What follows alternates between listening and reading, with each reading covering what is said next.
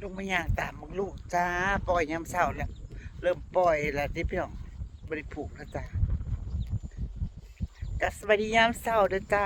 มื้อเช้าฝนตกโอ้ยจนว่าสิ6 โมงมันก็หยุด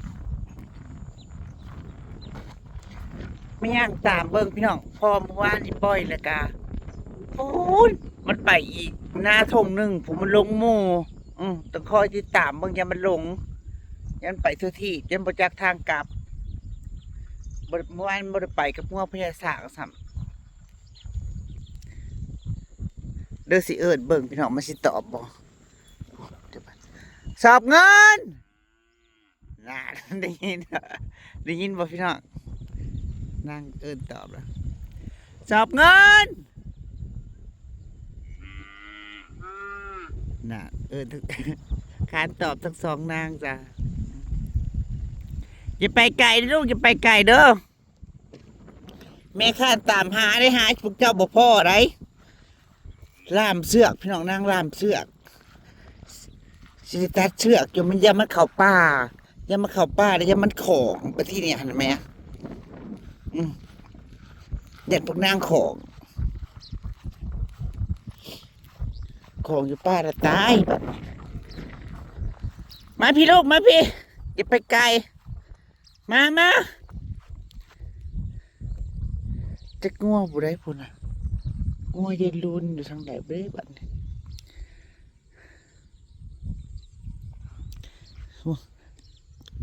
ทงนาของพวกนายยังอ้อมทรายด่วนอยู่พี่น้อง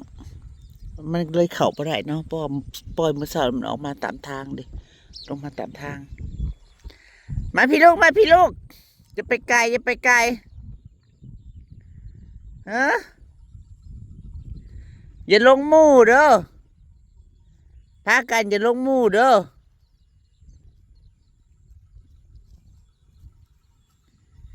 อย่าพากันไปหากินไก่ดิยินโย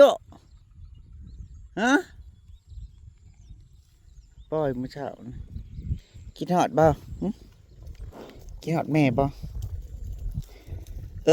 บ่ปลาชิบเจ้าดอกก็สิมาเบิ่งชิบเจ้าอยู่คิดฮอดแม่บ่โอ้ยแม่บ่ได้เอาหยังมาฝากแม่บ่ได้หยังมาฝากอยากกินข้าวน้ำเด้อนี่พี่น้องเอ้ยนี่เบิ่งแน่นี่อันนี้ก็ได้ผูกนะพี่น้องอย่ามันของงามใหม่แต่คือจบสิได้ตัดเชือกมืออื่นก่อนเพราะว่าผูกเกี่ยวได้ผูกเกี่ยวกับกระตองมันนะพี่น้องนางได้ผูกเกี่ยวกับกระตองแล้วมันถอดไม่ได้ต้องได้ตัดออกเนาะลูกเนาะคันสีใส่กระดิ่งกับญาติเพิ่นบกคุ้นเคยเห็นดิญาติพวกนางบกกินหญ้าอย่ามาชนแม่ลูกเจ็บอันนี้ก็ผูกเสื่อมกันกับคอฝั่งนั้นฝั่งนี้อันนี้อย่าเข้าป้าเด้อพากันอย่าเข้าป้าได้สิของไหนเจ้าบริมีมือปลดเชือกไหนเริ่มให้ปล่อยเป็นทางการก่อนพี่น้องพ่อหน้าทงข้าเจ้าทั้งพูนกับฮังกะเล่เมื่อวานนี่เนาะ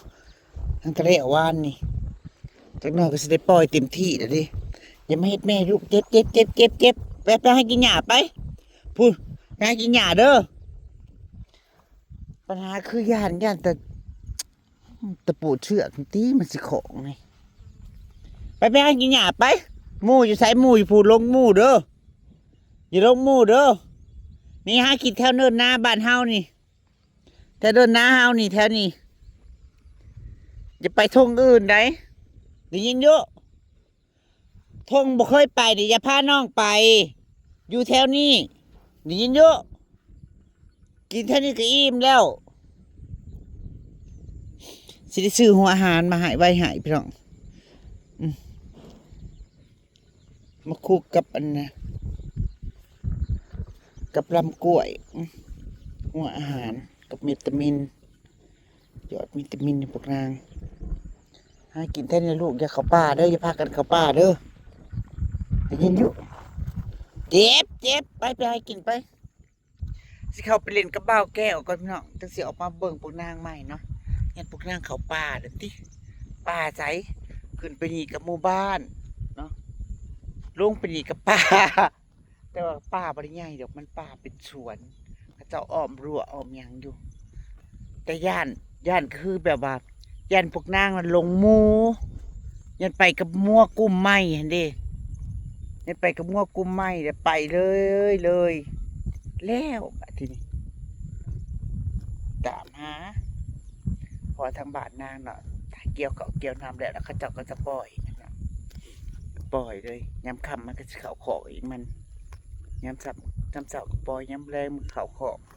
ถ้าบ่เห็นก็เลยตามหาได้บัดงัวมีไหมแบบมันยำมันลงหมู่สิกินท่านเนี่ยลูกหมู่ก็ท่านมาเป็นไปฮอดปุระบบ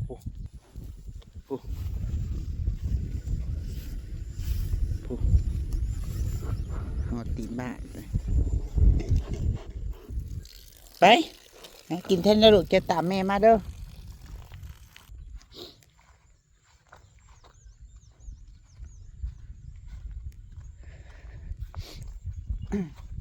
ก็จะค่อยมาเบิ่งตลอดนี่นะ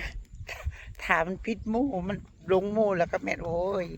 จะได้หาจากมือแหละคือเมื่อวานนี่ก็ไปพูนไปทงหน้าผู้พญายสร้างไล่มาให้พญายสร้างไล่มาให้นี่ด้วยออกมาอย่างดี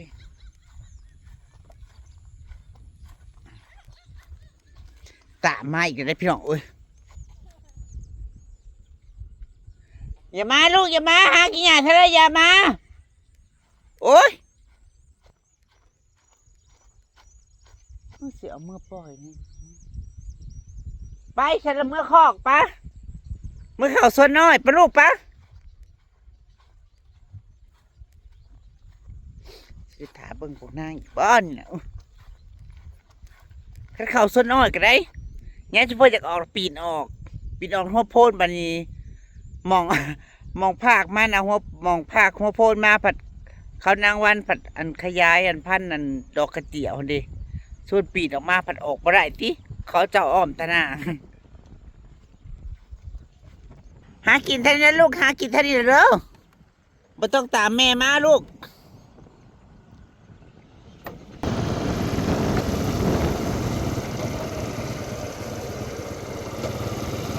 ว่านี่นะนางพี่มาพี่เด็กน้องนางลงหมู่มาพี่มาทงหน้าทงอันนี้จะบ้านเป็นเลิศนี่เนาะบ้านเป็นเลิศบ้านเพิ่นมาพี่เด็กน้องมาทงหน้าทงนี่แหละนี่เป็นยังสร้างมันไล่เอาให้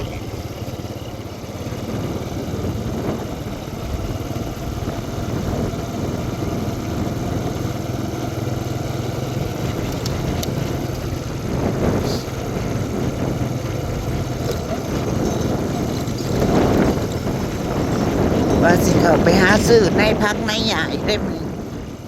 หาซื้อในพักในหยามา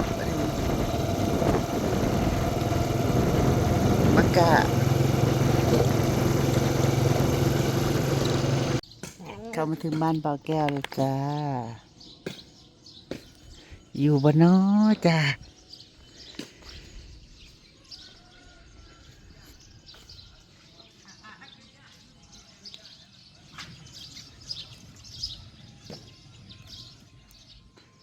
มีคนอยู่บ่จ้า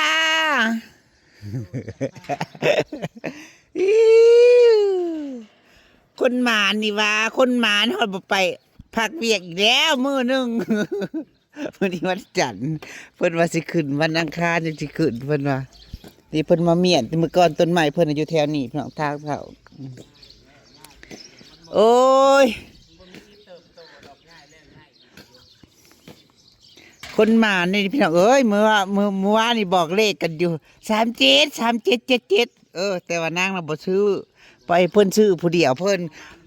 งวดก้อนนะเพิ่นก็ถือลอตเตอรี่เด้พี่น้องเอ้ยถือลอตเตอรี่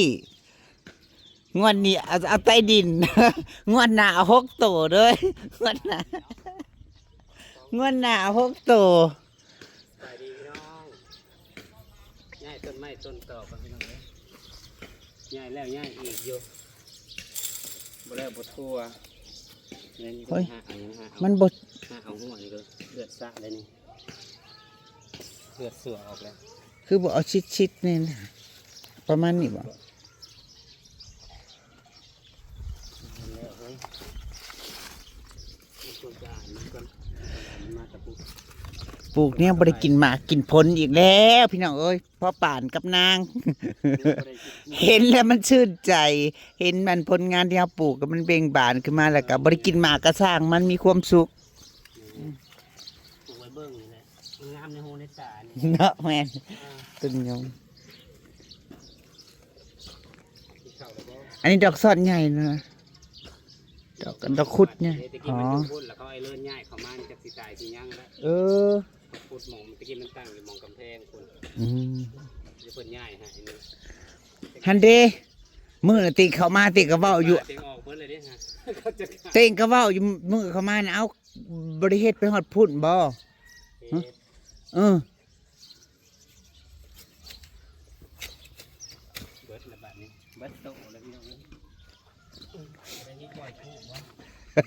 คู่นี่ อันนี้ตัวน่ะใส่หายไว้บ่เฮ้ยสิใส่หมองนี้บ่ จักสิไว้ใช้นะก็ง่ายมากเลย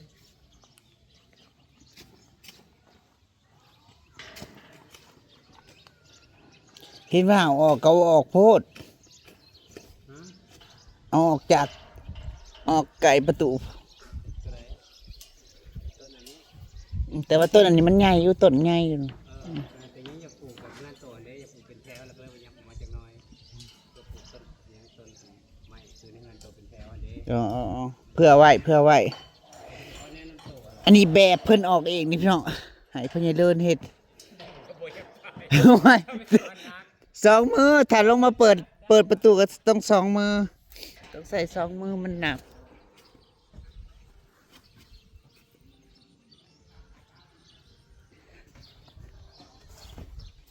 นั่นนี่ตัวบ่ได้เฮ็ดบอกเขาเฮ็ดหลุมไว้เนาะนั่นนี่เฮ็ดหลุมลงไปดอกไฟโซลาร์เซลล์นะมาตั้งจุกไว้เอาแบบติดก็ได้ มันก็มีแบบติดอยู่ก็มี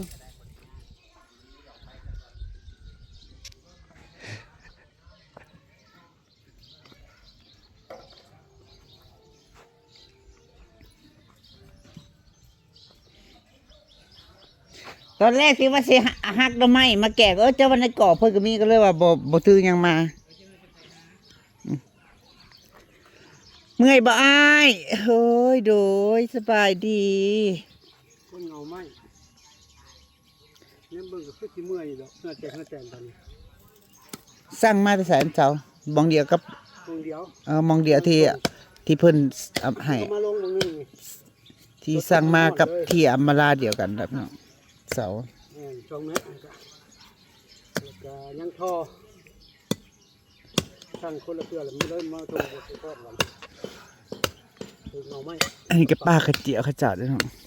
ป้ากระเจียวมื้อนะเขาก็ว่ายืนเว้ากันอยู่ไอ้สร้างว่าบ่ได้เฮ็ดมาพี่บ่เจ้าว่าเฮ็ดฮอดจากต้นคูณ แม่น เออ เดี๋ยวเพิ่นลงมาแล้วเพิ่นเห็นแล้วมันได้แล้วเพิ่นเสียใจมันเสียใจเลยต่อเนื่องว่าสร้างมันซ้อมสร้างเครื่องว่าจะได้กันว่ายังอีกมานี่เดียวนึงเลยนี่บอกกันท่อมาใส่น้ำนานได้ตรงหน้าประตูนะทางเขายังอีกเดียวนึง3-4เที่ยวว่าได้เรื่องเขา เฮ็ดไปเลย แผนมันก็ค่อยไปเรื่อยๆพี่น้องคือเบิ่งไปน้ำเฮ็ดไปน้ำสำรวจไปน้ำเจ้าของบ้านของก็ลงมาวานนี่เลยยังบ่ทันฮู้ ก็เลยฮู้แล้วบัด ว่ามันสิเป็นแบบใดนะรูปร่างบ่ทันฮู้บ่ทันเห็นเลย ระยะห่างซ้ำกันบ่เนี่ย แม่นทำกัน2 เมตรด้วยกัน อ๋อกับเพชรให้อัมมาลาก็2 เม็ด เพิ่นถัดมา2 เมตรกามันก็มาน้ำเขาอยู่ที่เสือเขา1 เมตร ต้นดอกจำปาต้น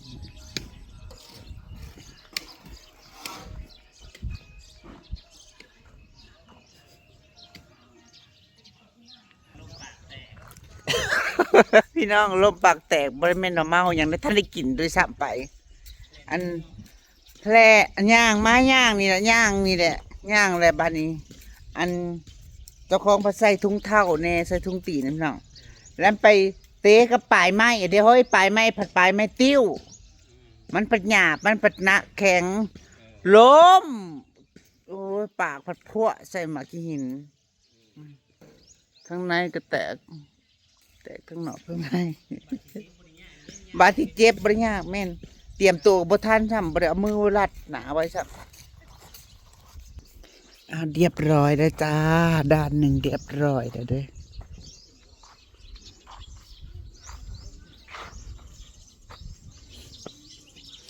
เฮ็ดโซนนี่ทั้งนั้นกับเพิ่นเฮ้ยด้านทั้งให้หน้าน่ะปล่อยบ่เฮ็ดบ่ทั้งให้หน้าเด้อ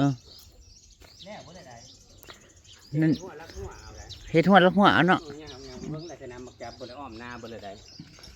อ้อมแล้วเลยได้อาจจะนะอ้อมมาใส่หัวสนอมอ้อมซื้อลงมาตำแดนเลยกลางนี้ก็แล้วบนได้ปล่อยหัวได้สบาย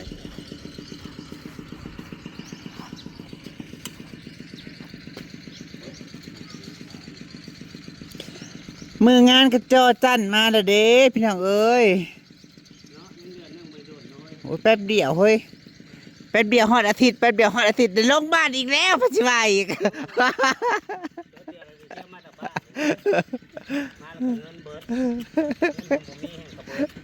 เอามือน่ะเต็งมาเบิ่งเต็งก็ยืนว่าก็ไอ้สางอยู่ว่าเอามันจะเฮ็ดแต่ฮอดกูคูนอยู่บ่หลายสางก็ว่าอันทางหน้าของเอ้ยเรือบ่ฮู้ว่ามันสิได้เปลี่ยนแผนได้บ่บัดมาได้เปลี่ยนแผนได้สร้างของอีกแล้วบัดเจ้าของดินก็ได้เองว่ามันเป็นล่าว่าจะตัดใจเองอีกได้ตอนนี้จะได้หุ้นจะน้อยเนาะเจ้าแล้วก็จะได้เฮ็ดคือเจ้าแล้วแมนเขาก็อยู่พุ่นเขาบ่ได้อยู่เอื้อยเพิ่นเจ้าของเฮือนน่ะพูดน้องอยู่กับลูกอยู่อุบลพุ่นเนาะเพราะว่าผัวเพิ่นมีไอ้เคยได้เป็นคนไทยพี่น้องคนไทยแล้วเขาเจ้าก็ได้ลูกได้เต้าอยู่พุ่นลูกก็เฮียนอยู่พุ่นนะแล้วก็เฮ็ดเฮือนอยู่อุบลพุ่นลูกสาวผู้เดียวก็ไปมาๆนะเฮ้ยสวัสดีแล้วก็ไปมามืองานก็อาจจะได้มาเบิ่งหมอลำ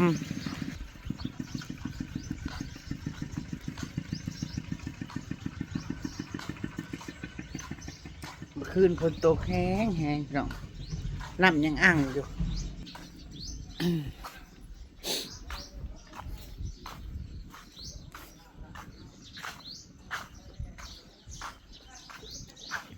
เดี๋ยวลงไปหาหน่อไม้พูดเดี๋ยวส่วนกันท่องหาหน่อไม้มาแกงก่อนพี่น้องจ๋ามาอิมลาพาจากกระจาเกินขอบคุณคอมเมนต์ขอบคุณทุกกำลังใจไปเรื่อยๆสวัสดีค่ะ